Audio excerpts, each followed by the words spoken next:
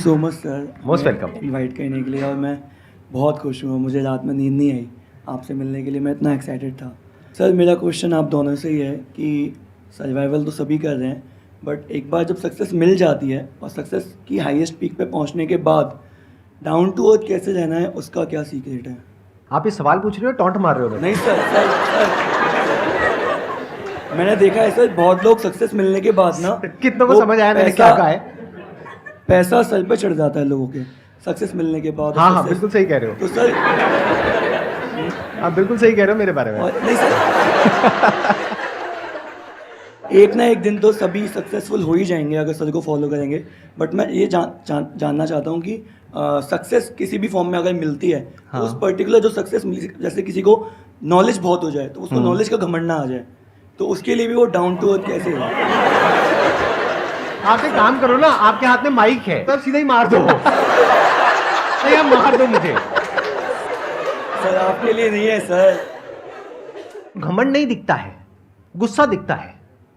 और गुस्से के पीछे जरूरी नहीं है घमंड हो सकता है कोई वजह हो जो किसी को पता ना हो और दूर से दुनिया देख करके कह रही है उसमें बहुत घमंड आ गया है।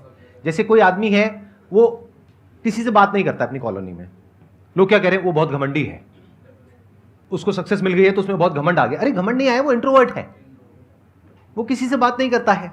कोई इंसान है, उसको कभी गुस्सा नहीं आता है, एक बार उसको गुस्सा आ गया तो पूरी दुनिया क्या कह रही है, वो घमंडी है। गुस्से में और घमंड में बड़ा फर्क है।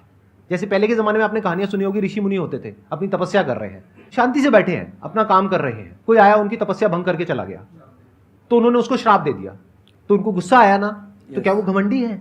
बहुत थिन लाइन है जिसको हम समझ नहीं पाते। बहुत ही थिन लाइन है जिसको हम समझ नहीं पाते हैं। यस। और उसको समझना बहुत ही कॉम्प्लिकेटेड है क्योंकि उसमें इतने सारे फैक्ट्स इन्वॉल्व हैं जिसमें से 99% फैक्ट्स तो सामने वाले को पता ही नहीं होते हैं। यानी आपके पड़ोसी के बारे में 99% बातें हैं जो आपको पता ही नहीं है और आप 1% के बेस पे उसको जज कर रहे हो। मतलब कि अपना ध्यान अपने काम पर रखो और दुनिया का जो काम है वो उन पे छोड़ दो। दुनिया का काम है आपके काम में कमियां निकालना, करेक्ट। आपका काम है अपने काम को अच्छे से करना। करेक्ट। तो आप अपना काम करो, दुनिया को उनका काम करने दो। और जैसे आपने बताया शुरू में कि अगर कोई ज़्यादा बात नहीं करता किसी से तो ज़रूरी नहीं घमंडी, वो इंट्रोवर्ट हो सकता है। मैं भी इंट्रोवर्ट हूँ और मुझे भी अभी रिसेंटली पता चला है कई लोग घमंडी बोलते हैं। ध्यान से समझना, यहाँ पे एक बहुत बड़ा पॉइंट है। जो लोग इनको घमंडी बोलते हैं और घमंडी समझते हैं, क्या मनी मन उनको इनके ऊपर गुस्सा नहीं आएगा, इनसे जेलसी नहीं होगी, उनको बदला लेने की भावना नहीं आएगी इनकी तरफ उनके मन में, जबकि इनके मन में उनके लिए कुछ भी नहीं है, बट उनके मन में आ चुकी है। अब उसका क्या इलाज है?